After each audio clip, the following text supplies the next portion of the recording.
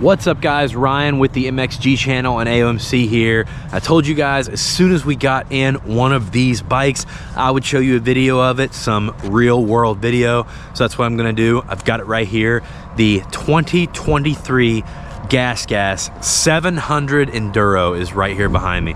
Let's take a look at it, give you guys some close-up shots, and then let's talk about this bike and a little bit more about the 690 and 701 in depth. First of all, the thing looks sweet. I'd like to touch on the rumors real quick. Rumors are, look at this guy. Look at this guy. Did I interrupt? Yeah, a little bit. Okay. All right, back to the video. So, rumors came out this year that the 690 and 701s might be discontinued. There was some miscommunications, something like that. Turns out they're not. We've got all three. We were worried we might only have the GasGas, and we've got all three models for this year. So super pumped about that. Props to KTM Group for giving us options. Now, starting with this GasGas Enduro specifically, this is the same as the 690, 701. You're just getting red plastics, red seat, red frame there. No differences. Now, for the Supermoto, there is a difference that I'll get to here in a moment. Now, guys, this is perhaps my favorite motorcycle that KTM Group makes. It's the epitome of everything dual sport. I've spent a little time on these on the trails, a little time on the road, and it truly is the do-it-everything bike. If you are if you are skilled or you spend enough time on this motorcycle to become very comfortable with it, you can do things with this motorcycle that other people will have issues. You can do things off-road with this motorcycle that other people will have issues doing with a regular dirt bike, guys. But you can also take this thing on the highway and cruise at 70 miles an hour, no problem. You're basically getting a heavier dirt bike that has, you know, on-road and off-road ABS, traction control, a quick shifter. Service intervals on this thing are like 6,000 miles. You know, it is a big single, and we're worried about these bikes going away in the future. We don't know how much longer these big single-cylinder thumpers are going to be around. So if you're interested in one of these, I'd get your hands on one pretty quick. But yeah, so this is just a red version of the 690. But if you go with the Supermoto version of this, there is a difference in the GasGas, and it's the wheels. So the Supermoto gets cast wheels, where the KTM and Husky Supermotos have spoked wheels. You're going to it's going to give it a little different feel because more of the weight is around the hub area on the cast wheels, but I wouldn't really consider it a downgrade for the riding you're going to be doing on this machine. You can take this thing out riding for the day.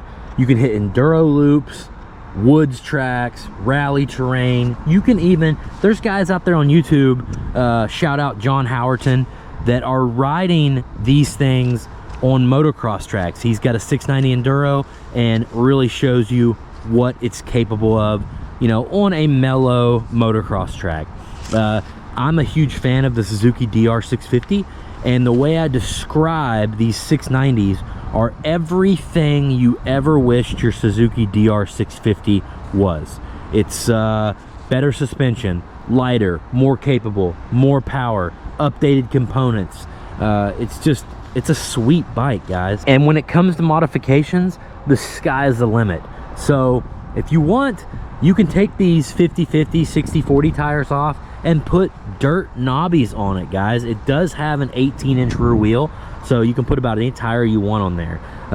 You can slim this thing down and you know, adjust the suspension and make it a you know, a trail monster, or you can ride it as a dual sport, or you can put a big windscreen on the front, put some luggage on the back, and ride this thing as a lightweight performance adventure bike.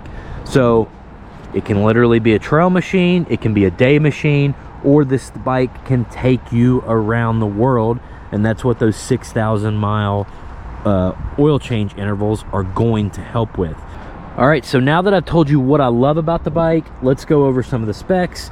You guys should be familiar with the engine by now. 692cc dual overhead cam, liquid cooled. There was a couple issues, I think, with the cams or something in this engine like 10 years ago, but it's practically unchanged since then. They've figured all that out, and we don't see any problems with these anymore. You got a 6-speed transmission. This thing's supposed to put out 75 horsepower, and I believe it. 54 pounds of torque. The fuel delivery is EFI. It's got a 50 millimeter throttle body, ride by wire throttle. It's got a wet multiple disc slipper clutch that's hydraulically operated. You've got the chromoly tubular steel trellis frame. This is all the inspiration for this frame was from the Dakar bikes. It looks sweet and it does the job well. You get the 48 millimeter XPLOR forks. Guys, these are the same forks you're gonna find on the regular dirt bikes. That's what's so awesome. These are what come on the XCWs, the TEs, bikes like that. You get the WP XPLOR shock, fully adjustable with 9.8 inches of travel. Brembo 2-piston floating caliper with a 300 millimeter disc front brake with the Bosch 9.1 lean sensitive ABS. For the rear brake, you get a Brembo 1-piston caliper, 240 millimeter disc with that same Bosch 9.1 lean sensitive ABS. I mentioned the wheels already. You get a 21-inch front, you get an 18-inch rear. That's going to give you tons of tire options. And you guys can say what you want about the black wheels, but I love the silver wheels. I just love them. I love the metal color. I hate painting stuff black all the time. So I completely dig it. It's got a 90-90-21 tire on the front, 140-80-18 on the rear. Ground clearance 10.6 inches, seat height 36.8 inches. Fuel capacity, if there is one knock on this bike that I see that I can kind of agree with, it is that fuel capacity. You're only getting 3.6 gallons out of this tank. The tank is right here on the back if you guys aren't familiar, which really helps with the wheelies on this thing. But that is, if there was one weak point, I would have to point out it's the 3.6 gallon tank, which is not an easy thing to remedy because of the way where the tank is located at here on the back. But because the tank is located on the back, when you sit on this bike, it doesn't feel really much wider than a regular dirt bike. It doesn't feel that much wider than, say, an MC 450F or MC 250F. Because the tank's on the back, they can make this super slim on the front, and you do feel the width at the seat, but you don't feel it in your cockpit area that you're looking at. I do have to say, with the 36.8 inch seat height, it does feel a little tall, and that's why we get a lot of guys calling in looking for fixes or ways to lower their suspension. Closer look at the cockpit here. You can see your combination switch on this side. This is your map switch. You're going to have the same kind of map switch that came on the dirt bikes in the old generation, which would have been 19 to 22. You've got map 1, map 2, and traction control here. Exact same switch. Right here, you've got your computer. You got neutral, your oil light, your blinker light, and your ABS button and light there. Over here, the other combination switch with the start and the run and off button integrated. Average miles per gallon. This is a question I get often. GasGas claims 55 miles per gallon on this beast, guys. So pull up a calculator, calculate up how much gas you're spending in your vehicle, and there's a chance that buying one of these bikes might pay for itself if you can make yourself commute on it a little bit. Claimed dry weight 322 pounds.